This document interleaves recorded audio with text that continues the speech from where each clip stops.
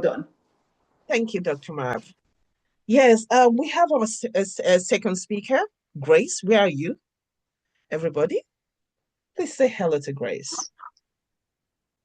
Grace, please introduce yourself. Hello, everybody. Thank you so much. Hello. Doctor. Thank you, everybody. Thank you for joining. Thank you for making enough time to join this evening.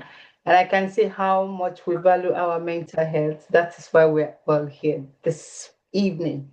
Thank you so much. Thank you, Bola. I call her Bola, she's my twin. Thank you for a powerful session, very impactful. I really appreciate that. So I'm going to be sharing my screen and I will talk about myself.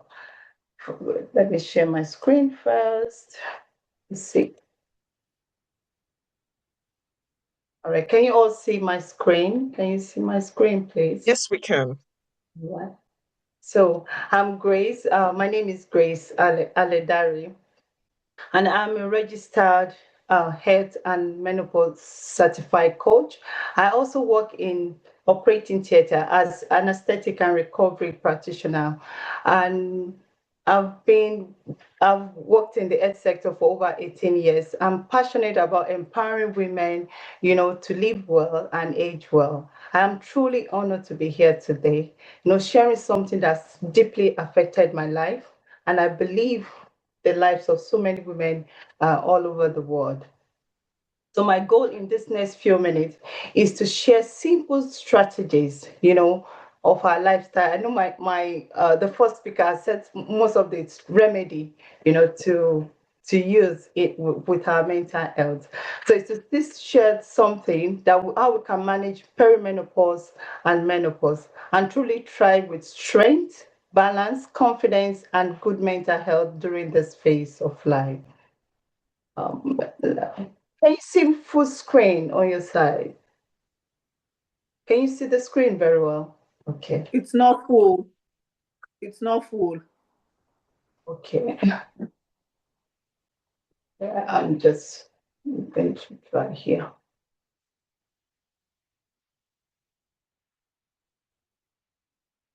But you can see it very well, can you?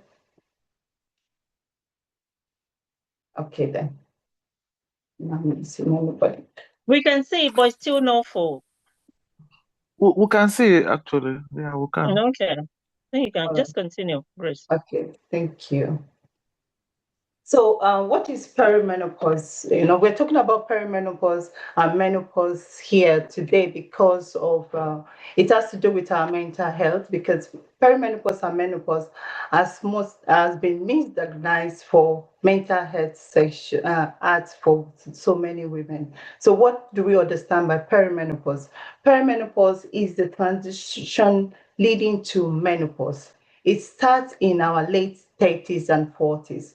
And it is when the main hormone in our body, which is the estrogen and progesterone, begin to fluctuate. So at this stage, progesterone and estrogen begin to fluctuate from late 30s to even early 40s. So, and what is menopause? Menopause starts once you have gone 12 consecutive months without a menstrual period. So 12 consecutive months without a menstrual period. But menopause is that transition into that stage. And it can start from late 30s until 40s. And at that period, you still continue to have your period. Some women will misunderstand that because they're having period, they'll say, oh, no, I'm not in that space yet. But they're having the symptoms, but they cannot recognize that is the symptoms of perimenopause and menopause that they're having. And the average age of menopause is 51, and it can happen before 51 or later after 51. So we have talked about hormones, which is estrogen and progesterone. So what are hormones actually? We want to know. We have different hormones in our bodies.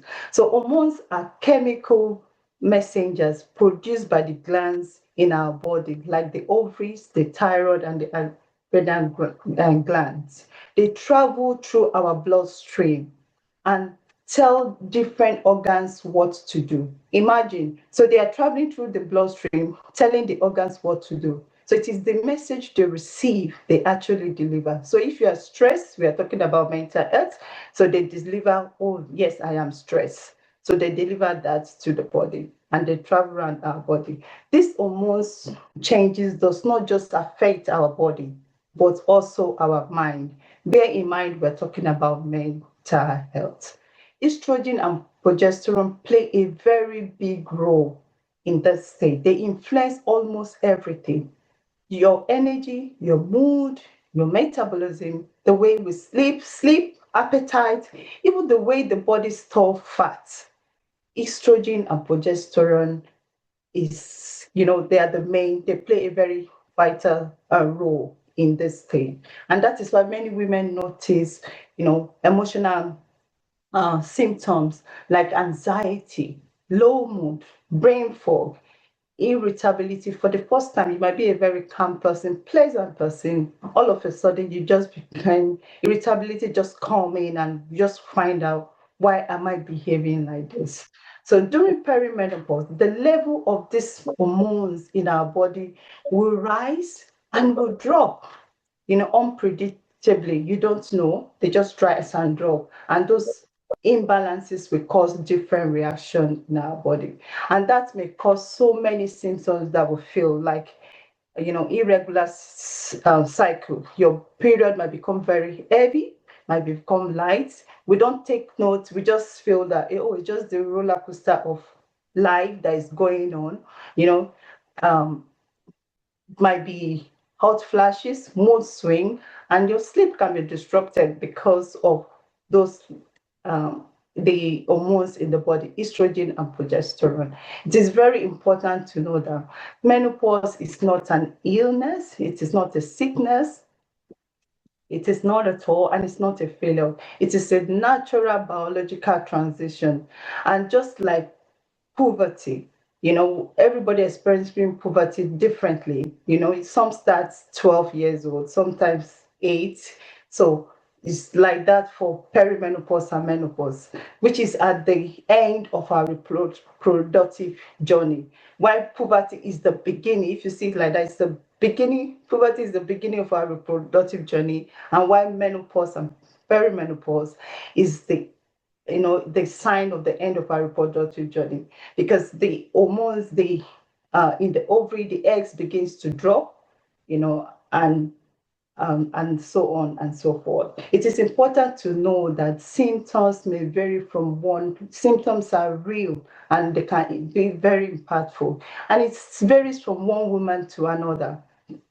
Other women may feel feel symptoms or not even at all, and while others may feel significant challenge of these symptoms. I'll give myself as an example when we have the time. And why these changes are natural, they can be overwhelming both to our physical body and our mental health. I'll go to the next one. So the impact of perimenopause and menopause is that, it does affect our lives, our work, our relationship, the quality of life, and often misunderstood and dismissed. So that's why we are here. I'm glad that all of us were here today, want to know about our mental health. So beyond the physical symptoms, and beyond this physical symptom, perimenopause and menopause can have that hidden impact on our lives. At work, I've had so many women have, reported difficulty with concentration, energies, and confidence. At home, relationship has been affected due to mood swing, low libido, and fatigue. Relationship between husband and wife, it has led to divorce because of that, and they don't even know that those are the underlying things that are going on, and which can be managed, but until you don't know. So and mental health, it has been misunderstood for mental health. Some women has been searching under the mental health heart. I know put in the hospital for assessment and treatment of mental health, but actually it is the hormones in the body that is misbehaving, and the perimenopause stage and menopause stage, but they've been misunderstood for mental health. Why? Because they are feeling of low self-esteem, they are stressed, even depression. So because of that, they are being treated for mental health. And we Yeah. have a lot of story for that. Some women has described they are feeling like losing their identity and sense of self. And that is why I'm glad we are all here. I can't say that enough. So we are breaking this stigma in this season, to let people know that people struggle, with such with low mood, anxiety, and it can still be perimenopause and menopause. And menopause. The more we talk about perimenopause and menopause, the more it is normalized. The more women will be able to get physical health and mental health support. I'm going to go to slide 4. So we talk about lifestyle strategy. The first speaker has said so much about this, but I'm just going to put a little bit more. So we talk about nutrition, this phase of our life, what we actually, because people don't understand what is going on in their body, they don't understand the strategy of eating healthy. So eating healthy means that you are balancing your blood sugar.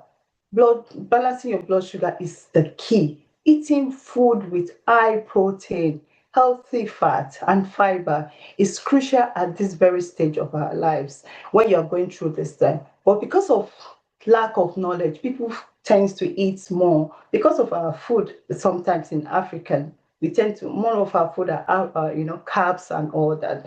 But in this stage of our life, for us to help with the symptoms of perimenopause and menopause, proteinous food is very, very important.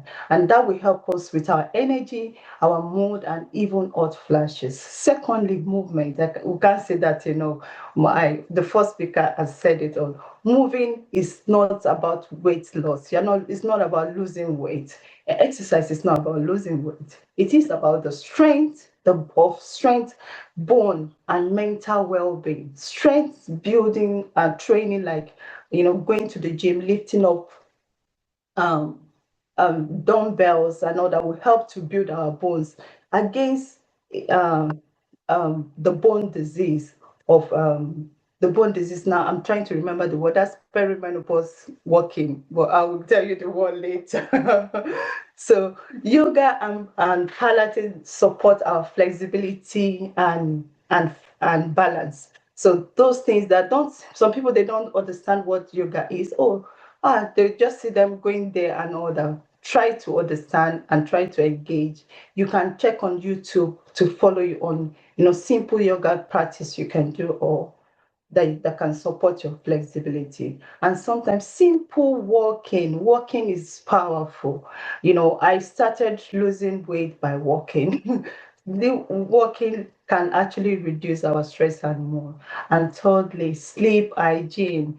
I'm just repeating the remedy. You can see most the remedy and strategy for all our mental health is not far-fetched. They're just things that will continue to hear over and over again. And I believe in repetition. Repetition can help you to pick one or two things you hear. The more you hear it, the more you are empowered to do it.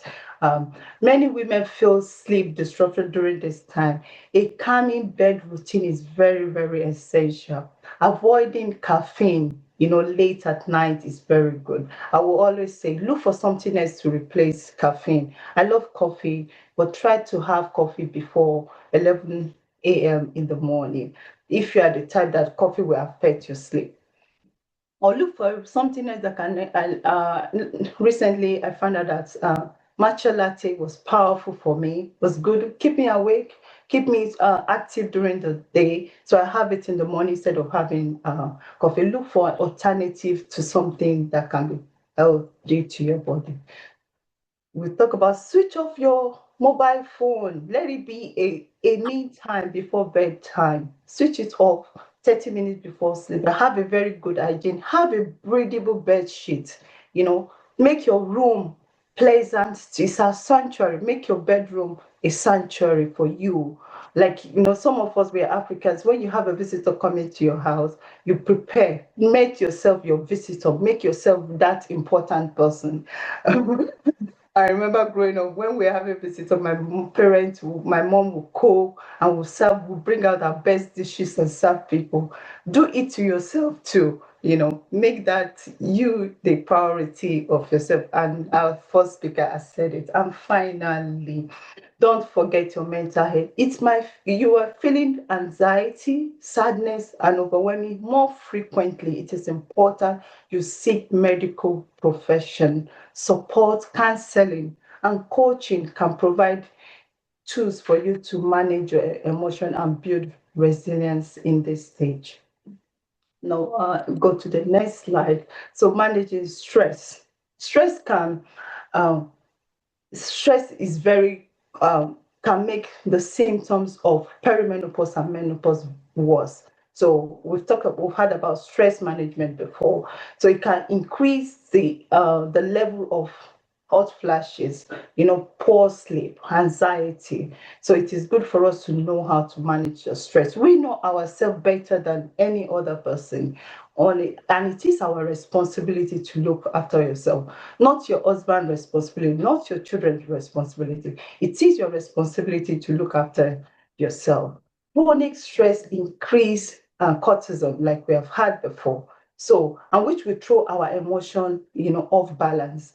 It will throw our hormones off balance. So it is good for us to know how to manage stress. Practice mindfulness. We cannot say that, mindfulness, a person of faith, prayer, journaling is very important. Simple writing your thoughts down can help you clear your mind. It helps you clear down. Writing them down, your thoughts down can give you clarity and reduce being overwhelmed. Build resilience, through positive habits like gratitude, meditation, connecting with nature. I will always say in the morning, 5 a.m., I'm out of my house, just to breathe and just be alive. And it's just quiet. Look for what works for you. You can go out with the nature. You can go if there's a very quiet place around you. You can explore those areas, and that also will strengthen our emotion and well-being. And finally, on this slide, is that stay connected. Don't go through it alone. The journey is not meant to travel alone. Have a good community. Our moderator said it today. Honestly, that was the first conversation I had with her. How she has people to talk to and just say, "Can I have 8 minutes of your time?" It's so powerful. When you have people like that around you, please value them. Have a good community through where your friends, your family, support groups can make a very huge difference in this phase of our lives. Sharing your experience can make you realize that you are not alone. Honestly, until you say it, you find out you thought you are the only one. Like we've talked about mindset. Earlier on with the first speaker, you will be thinking you're overworking your mind, thinking that you are the only one in this uh, predicament. Honestly, there's nothing new under this hat. Talking with somebody, find out, oh wow, it's to bring a big relief to you. Engage, engage, engage. Thank you so much, Grace. Thank you. I know that we've spoken before everybody started coming in. For those of you that are just newly coming in, you're welcome. I'm going to read out something someone wrote in the chat that let me quickly read it out before we move on. And I know that Dr. Miriam will be able to put one or two things there. And when I was talking about me having that support, I'm talking about someone like Dr. Mab that has taken it upon herself that anytime she's going to work, when she's driving, she gives me a call to say that, oh, how are we today? I sent you a text around 2:30 in the middle of the night. You responded. What were you doing? She's gonna answer she's gonna answer that now because she responded to me as well. So I want to know what she is doing in the middle of the night. Well, yeah. But what I want to read out is someone said, Samsung SM S721B. I am 52. I'm going through all the symptoms right now. My doctor prescribed the HRT gel and the tablet to use daily, but I'm too scared to use them after reading the side effect. I guess I'm just unnecessarily worried. Dr. Mab, what do you have to say to that? Can you hear me? Yes, I can hear you. Yes. First of all, I want to say again to Sekinat and Grace, I'm usually just so glad and happy when I see a community of women like us coming together, but with a very large portfolio. Like, it's quite intimidating. I'm glad, and I'm glad that we're using it to help ourselves. Uh, to go back to the question about the HRT, yes, HRT has a lot of side effects, but like I say to patients, even if you read the side, if you want to take paracetamol, most times we don't look at the side effects again, do we? But if we go there and read the side effects of paracetamol, believe me, none of us will want to use paracetamol. But this is what we use, like we drink water. So it does have its side effects.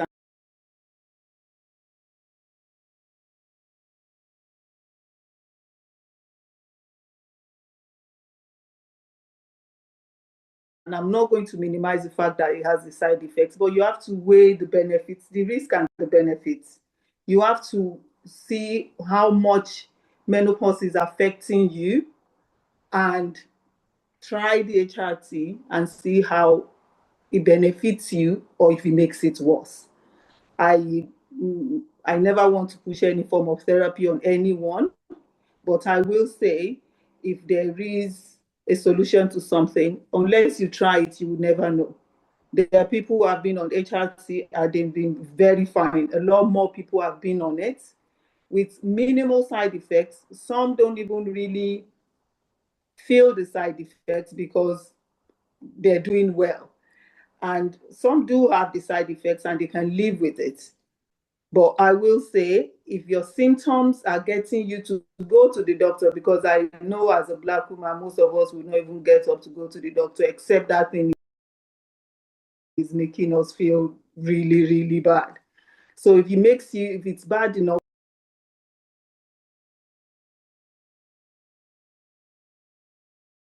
to make you go to your doctor, I will say it might be worth trying the HRT and see how it goes.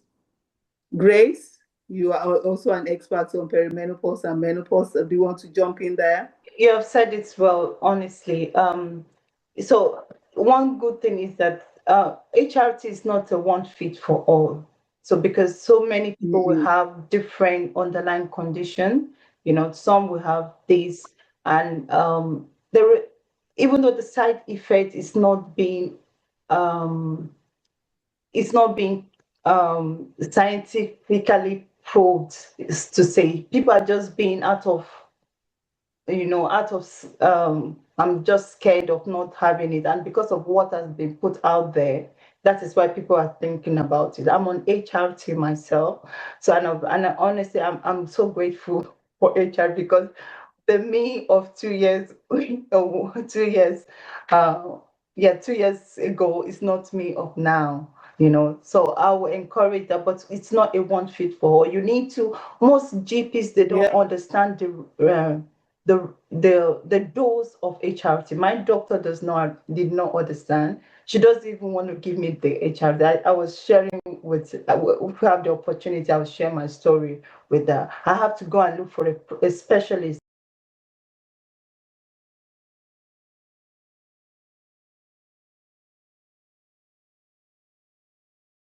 which actually took me myself to go and study about HRT. I used to 1 year to become a health coach, to know that, and another 1 year to do what is it menopause, to be certified as a menopause coach myself. So able to know what is actually fit for me is very, very important. So it's not a one fit for all.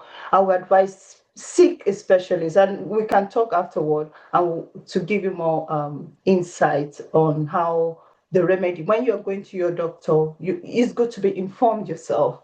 When I go there with information, but right information, knowing that, because when you have this dose of estrogen and progesterone, you need to know the one that will work for you. So there are different gel. They have the gel, they have the patch for estrogen, and they have the gel. I'm on the gel, and I'm on progesterone on the tablet. I take two every 2 weeks, to help me, because I still have my period. So you need to know. So if you're still having your period, you need to take progesterone.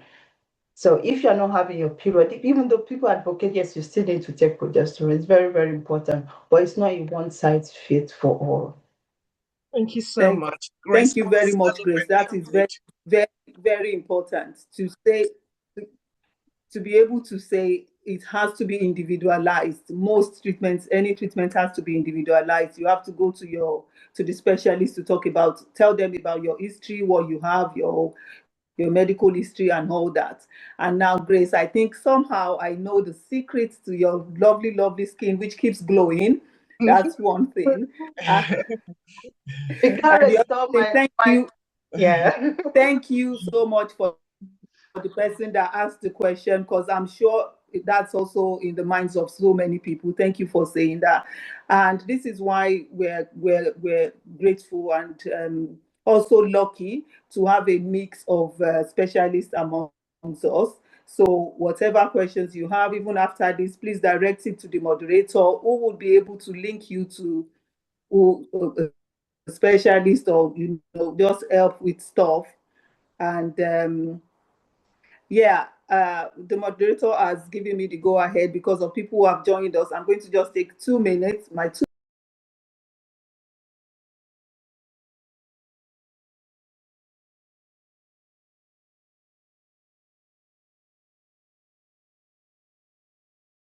minutes might be 3 minutes, but I will try and just limit it to say something about what we've been saying so far. I will say them in my words. Sekinat, very good presentation. You did mention boundaries. You said we should guard our boundaries. That is very true. There's this saying I heard, that everyone is to somebody